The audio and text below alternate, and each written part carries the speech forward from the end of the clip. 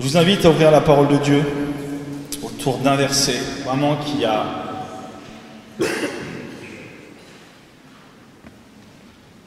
vraiment touché mon cœur. Ça fait des semaines que je prépare ce message. Et ce verset, je le trouve extraordinaire. C'est Matthieu chapitre 1, verset 5. Matthieu chapitre 1, verset 5.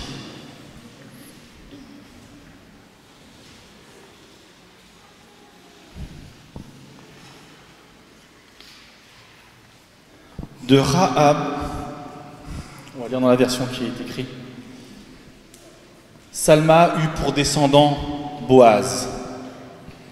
De Ruth, Boaz eut pour descendant Obed. Et je vous invite à aller maintenant dans le livre de Job, au chapitre 15 et au verset 5.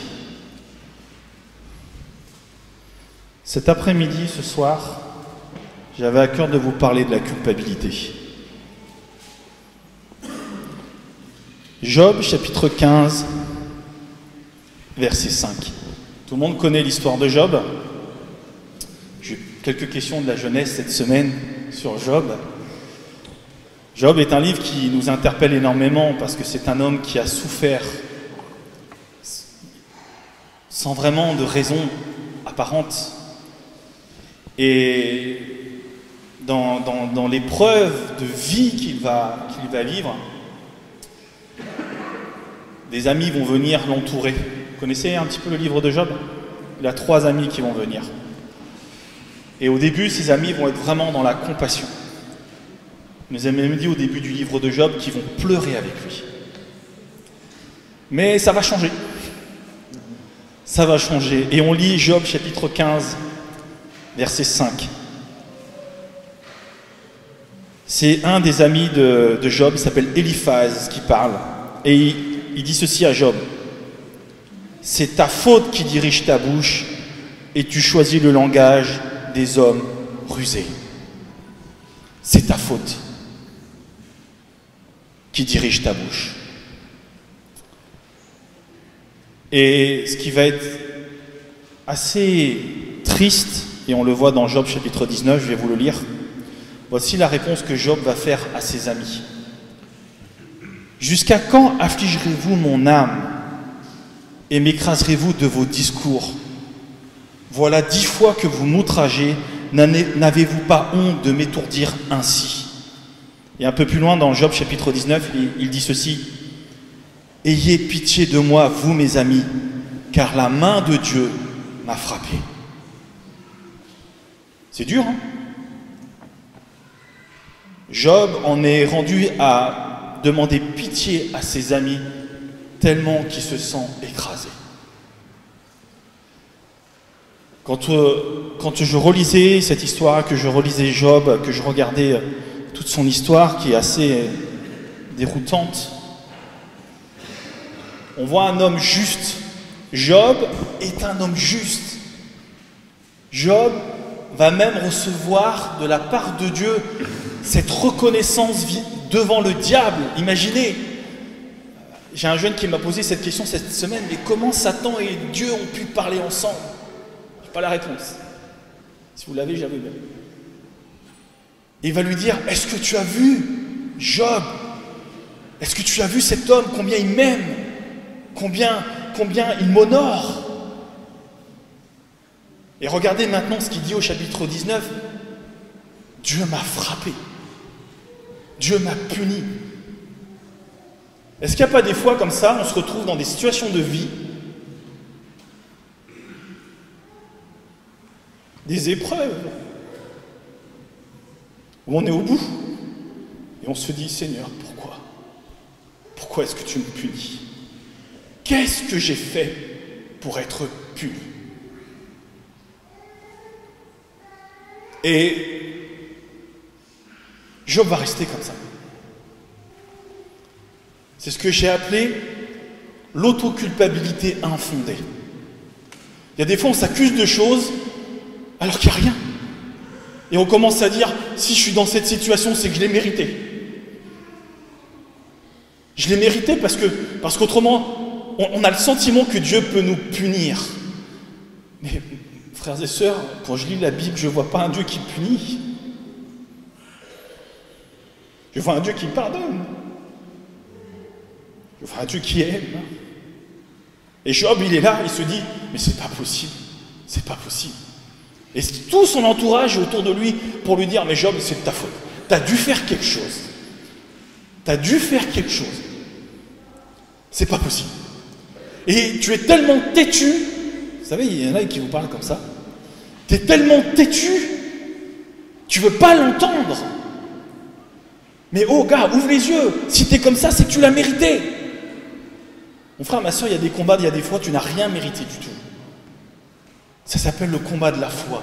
Ça s'appelle le combat dans les lieux célestes. Il y a des choses qui te dépassent.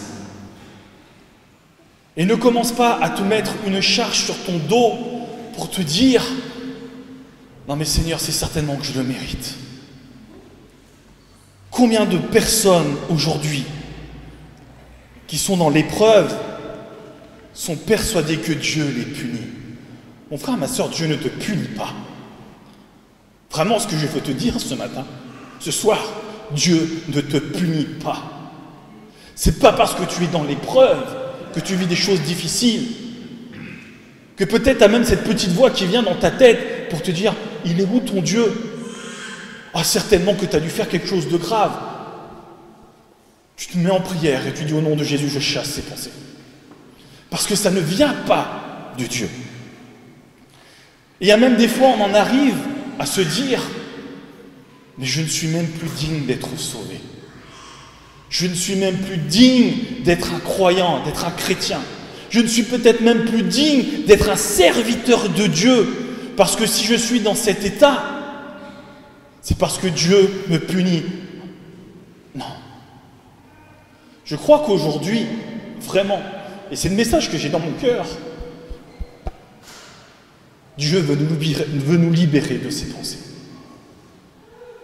Dieu veut nous libérer de toutes ces pensées, d'accusations, comment dire, de violence. Parfois, ça va être avec nos enfants. On va avoir un enfant qui va être dans la difficulté, on va dire c'est de ma faute, alors que tu as donné la meilleure éducation qui te semblait la plus juste.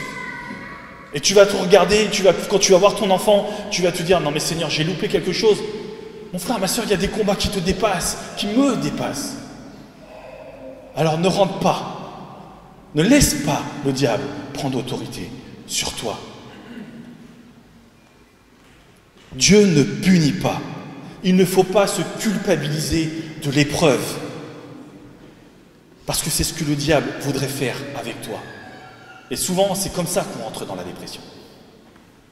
Parce que quand on entre dans la dépression, c'est qu'on se considère qu'on ne vaut plus rien. Mon frère, ma soeur, tu pries aux yeux de Dieu. Tu dis que tu m'aimes, même quand Dieu ne le voit pas. Ça, c'est la réalité de Jésus. J'aimerais vous lire un autre texte. Dans Jean chapitre 8. Texte qu'on connaît très très bien.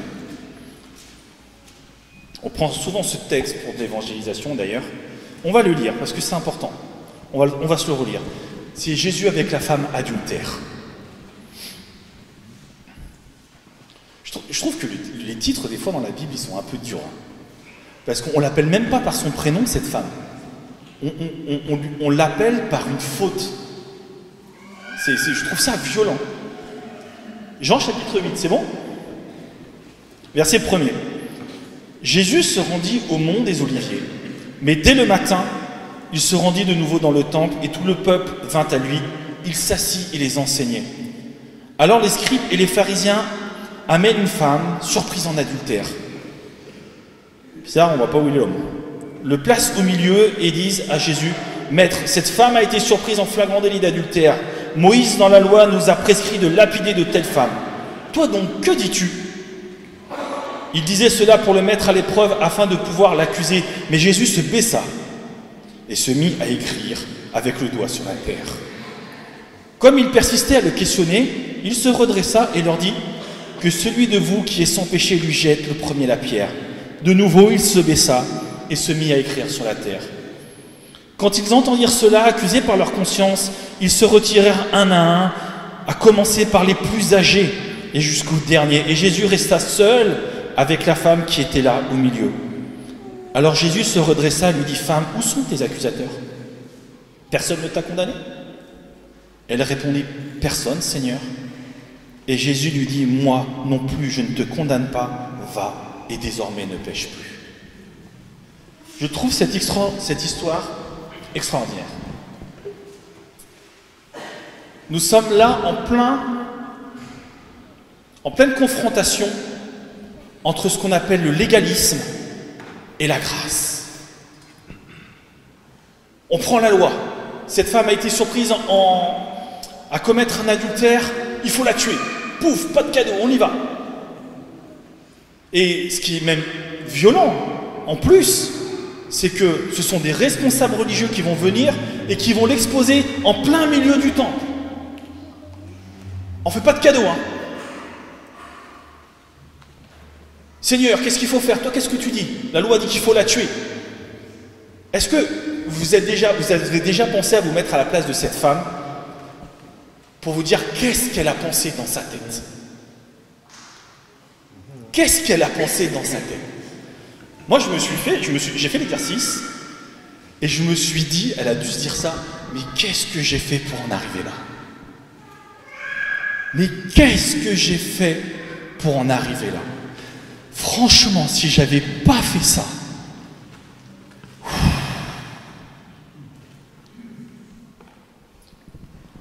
moi je trouve extraordinaire la réaction de Jésus. Jésus, il ne la regarde pas. Il ne lui parle même pas. Jésus, je trouve qu'il y a des fois, il a des attitudes, il a des choses, il m'éclate. Vraiment, il m'éclate parce que c'est pas conventionnel. Vous savez, on aime bien donc, des fois que les choses soient conventionnelles, c'est important, on doit respecter les règles. Lui, Jésus, il fait ce qu'il veut. Et puis, il se met à genoux. Et puis, il dit rien, il ne la regarde pas. Et il reste dans le silence. Est-ce que ça vous plaît quand Jésus reste dans le silence? Il y a des fois, on aimerait que Jésus nous parle. Et pourtant, il ne nous parle pas. Mon frère, ma soeur, si Jésus ne te parle pas, que tu as l'impression qu'il ne te parle pas et qu'il est dans le silence, c'est qu'il y a une bonne chose qui arrive derrière. Parce que lorsque Jésus est resté dans le silence, cette femme a été sauvée. Donc ne prends pas les silences de Dieu pour, comment dire, comme une absence de sa part ou un refus de te parler. C'est que Jésus est en train de faire quelque chose que tu ne comprends pas. Et cette femme, elle est là en plein milieu et Jésus qui dit rien. Et imaginez la scène. L'autre, elle a dû dire, mais s'il dit oui, je dois mourir. Oh là là là là là là là là là. Et les autres, il nous est dit, hein, tous les responsables, ils sont là et ils insistent. Faut que tu répondes, faut que tu répondes. Et Jésus dit rien. Il la regarde même pas, il lui parle pas. C'est pas son sujet.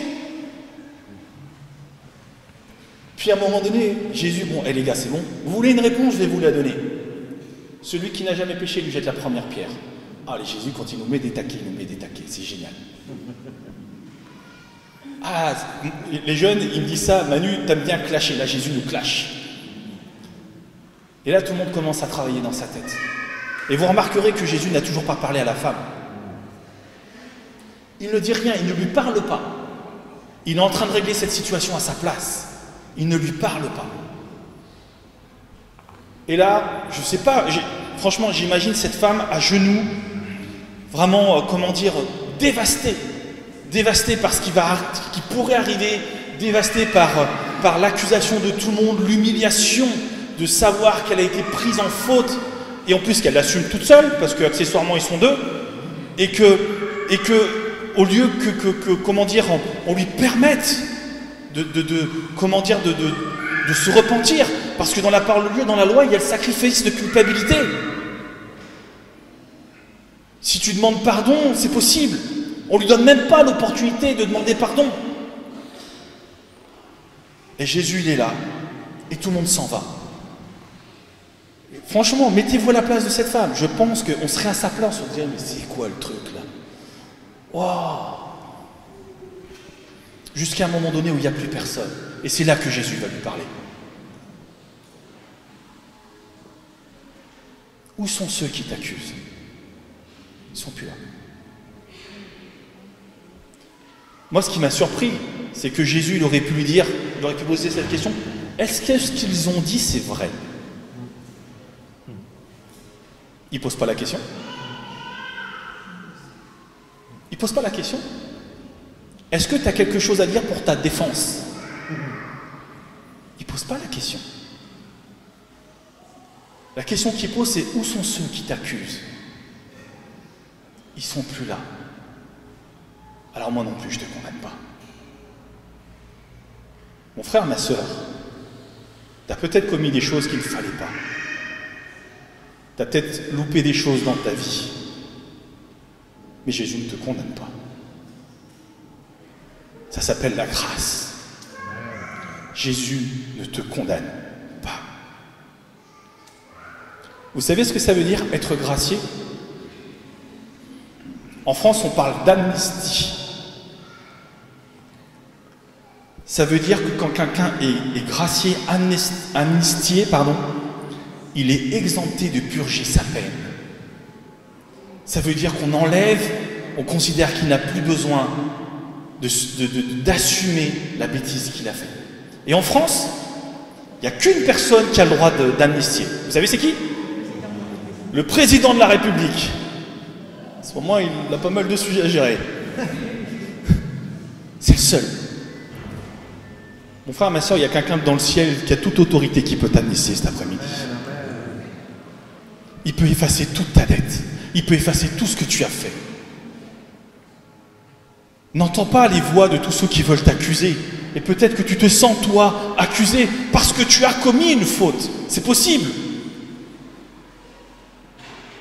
Et là, je parle à nous tous, les chrétiens qui avons parfois la parole un peu facile pour condamner, y compris dans le monde. On est des grands spécialistes des fois pour dire « Ah, c'est normal, hein, il serait converti, ce serait facile. » On balance des trucs assez comme ça. Frère, ma soeur, on n'est pas là pour condamner nous non plus. Parce que Dieu ne te condamne pas, tu n'as pas le droit de condamner. Cette femme va entendre là une parole. Franchement, je me mets à sa place. Je ne te condamne pas. Tu vas vivre. C'est l'explosion. Moi, tu ne me condamnes pas. Tout le monde te considère comme le fils de Dieu, comme le prophète, tu ne me condamnes pas. Mais ce qui va être encore plus fort derrière, il va dire, par contre, je ne te condamne pas, mais ne pêche plus, ne recommence pas. Parce qu'on ne joue pas avec la grâce de Dieu. La grâce de Dieu, elle ne se justifie pas, elle ne s'explique pas. Mais par contre, ce qui est certain, c'est qu'on ne joue pas avec. Si Dieu te gracie, dis-lui merci. Dis-lui merci. Mais ce n'est pas une excuse pour dire, bon c'est bon, la prochaine fois je reviendrai à Jésus, et puis je lui dirai, Seigneur, j'ai péché. Un peu comme le fils prodigue, contre le ciel, contre toi. Tu veux bien me repardonner une nouvelle fois? Et puis le lundi, on y retourne, et puis le mardi, non. On ne joue pas avec la grâce de Dieu. Et ça, il y a un verset qui nous met en garde. Ne vous y trompez pas, on ne se moque pas de Dieu. Mais par contre, aujourd'hui, si dans ton cœur tu sens que tu as commis une faute, si réellement tu as commis un péché, Dieu veut te pardonner cet après-midi. Il veut t'enlever ta condamnation. Il veut te permettre de repartir libre.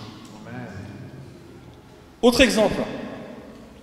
Je vais être très concret cet après-midi. Jean chapitre 4. Autre histoire merveilleuse. Et on va aller au verset 13. C'est la femme samaritaine.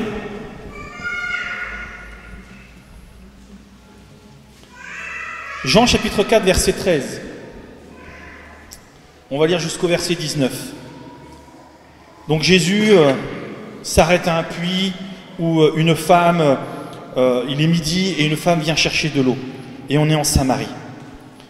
Et Jésus commence à s'adresser à cette femme. Et il lui dit, verset 13, « Quiconque boit de cette eau aura encore soif, mais celui qui boira de l'eau que je lui donnerai n'aura jamais soif. et l'eau que je lui donnerai deviendra en lui une source d'eau qui jaillira jusque dans la vie éternelle. » La femme lui dit, « Seigneur, donne-moi cette eau, afin que je n'ai plus soif et que je ne vienne plus puiser ici. » « Va, lui dit-il, appelle ton mari et reviens ici. » La femme répondit, « Je n'ai pas de mari. » Jésus lui dit, « Tu as bien fait de dire, je n'ai pas de mari, car tu as eu 5 maris et celui que tu as maintenant n'est pas ton mari. En cela tu as dit vrai. » Seigneur, lui dit la femme, « Je vois que tu es prophète. » Verset 25. La femme lui dit, « Je sais que le Messie vient, celui qu'on appelle Christ. Quand il sera venu, il nous annoncera tout. » Jésus lui dit, « Je le suis, moi qui te parle. » Alors arrivèrent ses disciples qui furent étonnés de ce qu'il parlait avec une femme. Toutefois, aucun ne dit, « Que demandes-tu ou de quoi parles-tu » La femme laissa donc sa cruche, s'en alla dans la ville et dit aux gens, « Venez voir un homme qui m'a dit tout ce que j'ai fait. Ne serait-ce pas le Christ ?» Amen. Nouvelle situation, histoire de vie compliquée. On se retrouve là avec une femme. On est en Israël, il fait très chaud. Et ceux qui connaissent un petit peu ce principe d'aller chercher de l'eau au puits, moi je n'ai pas connu ça, mais mes parents, mes grands-parents, c'est ce qu'ils faisaient. On y va de bonne heure le matin, on y va tard le soir, parce que la journée fait trop chaud. Et elle y va à midi, pourquoi? Parce qu'elle ne veut pas voir les autres. Parce qu'elle veut être seule. Pourquoi? Parce qu'en fait, elle n'a pas une vie qui est convenablement correcte. Elle a eu 5 maris. Et en plus, maintenant, elle vit avec quelqu'un qui n'est pas son mari. Et ça, c'était pas bien. C'était pas bien, donc elle ne voulait pas se justifier devant tout le monde. Elle ne voulait pas avoir les railleries des autres. Donc, elle a fait le choix de se dire, moi, je vais y aller quand personne ne sera là. Comme ça, je ne serai pas accusé et je n'aurai pas besoin de me livrer aux autres parce que j'ai honte. Et là, extraordinaire, Jésus vient. Jésus vient à sa rencontre. Et il commence à parler avec elle. Et encore une fois, Jésus, extraordinaire, il casse les codes. Parce que les Juifs et les Samaritains ne se parlaient pas. Jésus va lui parler. Et en plus, on ne parlait pas avec un homme et une femme, c'était pas bien de se parler. Jésus s'en moque des codes. Il fait ce qu'il a à faire. Et ça, c'est extraordinaire. Jésus n'est pas sur nos codes sociétaux, il n'est pas sur nos... C'est pas révolutionnaire, attention, c'est pas ce que j'ai dit. Mais Jésus fait ce qu'il veut. Et Jésus vient, et il commence à parler avec cette femme. Et il commence à vieillir, il commence à rentrer dans son quotidien. Pourquoi tu es là? Donne-moi de l'eau. Ah, mais toi tu me parles? Oui, je te parle, donne-moi de l'eau.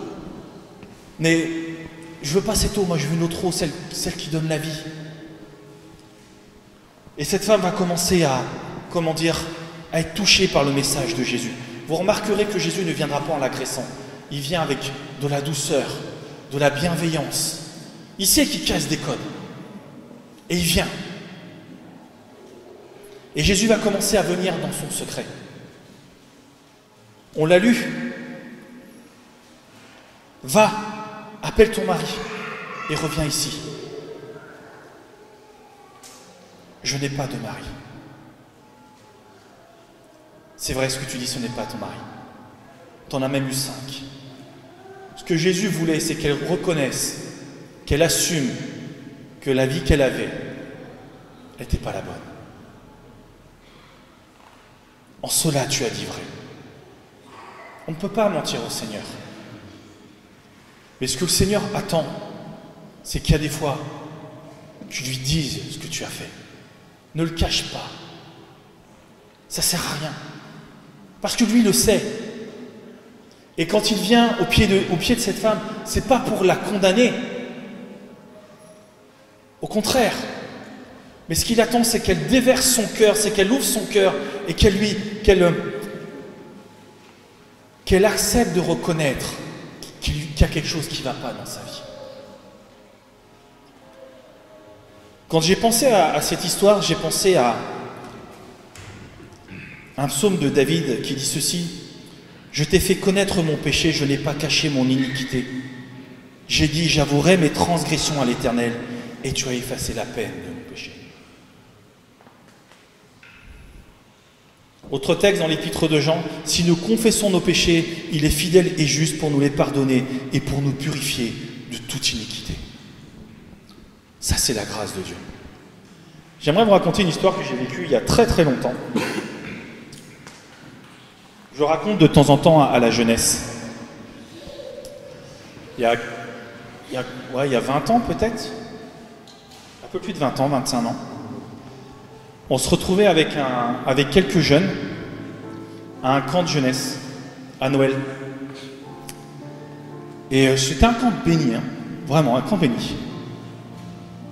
Et la soirée de prière durait, traînait un peu. Et comment dire, les pasteurs sont partis se coucher. Et nous, on était en prière. Et comment dire, à ce moment-là, il y a eu une visitation du Saint-Esprit. Mais vraiment, tous les jeunes, on était peut-être 20, 25, on a été saisis. Saisis par Dieu. Et le Seigneur a commencé à dévoiler les péchés de chacun. Et tout le monde a commencé à confesser son péché, devant tout le monde. On était tous quasiment convertis, hein. On était au Seigneur, on était baptisés, on était tout. Et on a commencé. Et c'était tellement puissant cette soirée-là, que c'était une salle comme ça, et il y avait plein de dortoirs tout autour, et il y avait des pasteurs qui dormaient. Et ils se sont réveillés, ils sont venus voir, ils ont dit, il y a quelque chose qui se passe. Et ils nous ont tous vus à genoux, visités par Dieu. Et ils sont restés à prier avec nous toute la nuit. De tous ces jeunes qui étaient là, aujourd'hui ils sont tous serviteurs de Dieu. Parce que quand on accepte de confesser son péché à Jésus, Jésus peut faire quelque chose de nous. Et ça, c'est la réalité. Dieu n'est pas venu pour te remettre dans ta honte ou te remettre pour t'accabler. Et regardez cette femme, lorsque Jésus va toucher son cœur et qu'elle va être bouleversée, qu'est-ce qu'elle va faire? Qu'est-ce qu'il nous est dit? Elle part en ville, elle fuit tout le monde, mais là elle part en ville et elle va crier: j'ai rencontré celui qui a dévoilé toute ma vie. Maintenant elle l'assume, elle n'a plus honte, parce que Jésus avait touché son cœur, elle ne se sentait plus condamnée, Jésus l'avait relevée. Et celle qui se cachait maintenant va dans la ville et a crié de toutes ses forces: quelqu'un, le Messie vient de dévoiler ma vie. Et je n'ai plus honte. Je ne vis plus dans la culpabilité. Par contre, je vous dis, venez avec moi. Venez. Et tout le village va venir. Et ce village va être touché par la parole de Dieu. Et qu'est-ce qui nous est dit au verset 39? Plusieurs Samaritains de cette ville crurent en Jésus à cause de la parole de la femme qui rendait ce témoignage. Il m'a dit tout ce que j'ai fait. Aussi, quand les Samaritains vinrent à lui, ils le prièrent de rester auprès d'eux, et il resta 2 jours. Il fut encore beaucoup plus nombreux à croire à cause de sa parole. Et il disait à la femme: ce n'est plus à cause de tes dires que nous croyons, car nous l'avons entendu nous-mêmes, et nous savons que c'est vraiment lui le sauveur du monde. Extraordinaire! Mon frère, ma soeur, ton histoire pourra sauver plein d'autres personnes. Si tu acceptes de te laisser toucher et guérir par la grâce de Dieu. J'aurais pu prendre l'histoire de Pierre avec Jésus. Pareil. Au Jean chapitre 21. Jésus est renié par Pierre. Jésus prévient Pierre: attention Pierre, ne sois pas, fais pas trop le fort là. Hein, parce qu'avant que le coq ne chante, tu m'auras renié 3 fois. Mais non Jésus, jamais, jamais, jamais, jamais. Gethsémane, vous connaissez l'histoire, les soldats arrivent, tout le monde fuit.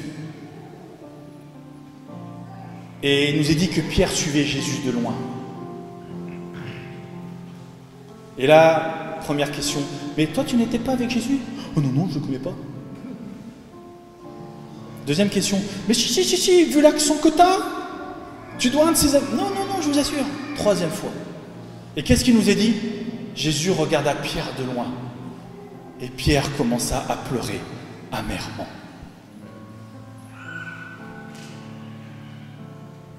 Et Jésus est crucifié. Pareil, je me suis mis un peu dans... J'ai essayé de me mettre dans la tête de Pierre pour me dire comment est-ce que moi j'aurais réagi si j'étais à la place de Pierre, en sachant que je n'ai pas défendu celui en qui je crois. Et finalement, c'est la mort. Jésus est mort, Jésus est crucifié parce que personne ne l'a défendu. Moi, je me croyais fort, je me croyais ce code, je me croyais capable d'eux, mais je ne suis pas là, je l'ai abandonné. Et Pierre repart à son ancienne vie de pêcheur, il va pêcher. Et Jésus revient. Et puis il lui dit, jette ton filet. Il lui refait la même situation que la première fois qu'il l'a rencontré. Et là, qu'est-ce qui se passe? Pêche miraculeuse. Et il nous est dit que quoi? Pierre, il laisse tout, il jette à l'eau, il va nager, il va sur la plage et il va se jeter aux pieds de Jésus. Et là, il va y avoir ce discours entre Pierre et Jésus, où Jésus va lui poser 3 fois la question, Pierre m'aimes-tu? Pierre m'aimes-tu? Pierre m'aimes-tu? Pas une seule fois, Jésus va lui dire, Pierre, tu m'as abandonné. Pas une seule fois, il lui a dit, tu vois, je te l'avais dit. Je t'avais bien dit que tu allais me renier, et je suis mort. T'étais où? Pas une seule fois. La seule chose que Jésus va demander à Pierre, c'est « Est-ce que tu m'aimes ?» Et Pierre va dire « Oui, alors maintenant je te demande d'être le berger de mon troupeau. » Mon frère, ma soeur, peut-être que tu as servi le Seigneur.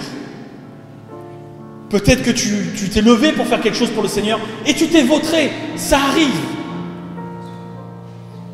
Jésus ne te condamne pas. Et s'il veut te relancer, il reviendra vers toi et il te posera la même question. Est-ce que tu m'aimes? Parce qu'il n'est pas en train de te condamner. Parce que ça, c'est la grâce de Dieu. Même quand on se loupe, Jésus revient toujours vers nous pour nous dire qu'il nous aime. Nous n'avons pas un Dieu de reproche, nous avons un Dieu de grâce. J'aimerais terminer avec le verset qu'on a lu au début. On a lu l'histoire de Rahab. Matthieu chapitre 1, verset 5. Je vais vous le relire. Pourquoi est-ce que j'ai choisi ce verset? Salma engendra Boaz de Rahab. Tout le monde connaît l'histoire de Rahab? Rahab était une prostituée. Une prostituée qui a entendu parler qu'il y avait un Dieu grand, qui faisait des choses extraordinaires. Et elle a choisi son camp. Elle a mis un petit fil croix moisi à sa fenêtre pour être sauvée. Mon frère, ma soeur, c'était sa Pâque. Le sang qu'on met sur les poteaux et les linteaux, ou le sang de Jésus qui a coulé pour te protéger, pour te sauver. Et cette femme, qui était une prostituée, dans ce texte-là, on ne parle plus de Rahab la prostituée, on parle de Rahab dans la descendance de Jésus. Ça, c'est la grâce. Une vie de prostituée, Jésus l'accueille, et qu'est-ce qu'elle devient? Elle devient une aïeule de Jésus. Elle rentre dans la généalogie de Jésus. Le plan de Jésus pour sa vie, c'était quoi? C'est qu'elle fasse partie de la famille du Sauveur. Parce que si elle n'était pas là, Jésus ne serait pas né. Alors mon frère, ma soeur, cet après-midi, je veux te dire cette chose. Dieu ne te condamne pas. Mais bien au contraire. Il vient vers toi, il te prend la main, il te relève et il te dit « Je t'aime ». Et si dans ton cœur tu as besoin de confesser quelque chose, alors fais-le cet après-midi.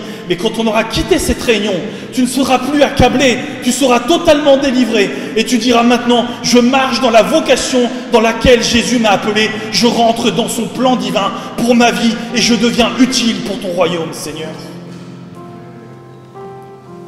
Je ne suis plus esclave de la condamnation, mais je suis esclave de l'amour de Jésus-Christ dans ma vie. Amen.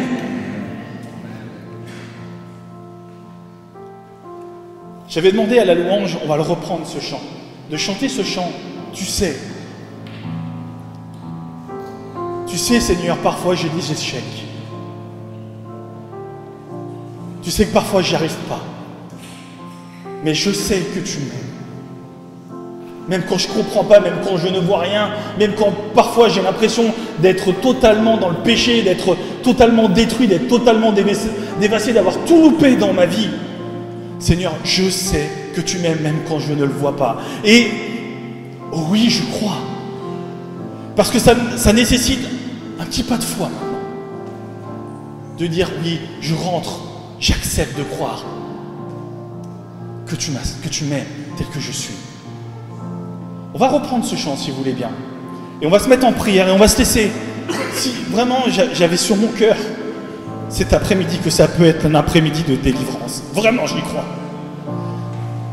Ne reste pas dans ta culpabilité. C'était le thème de ce message. Ne reste pas dans ta culpabilité parce que Dieu ne te condamne pas. Mais au contraire, le Seigneur veut te renvoyer cet après-midi dans une vie libérée. Son sang lave tout.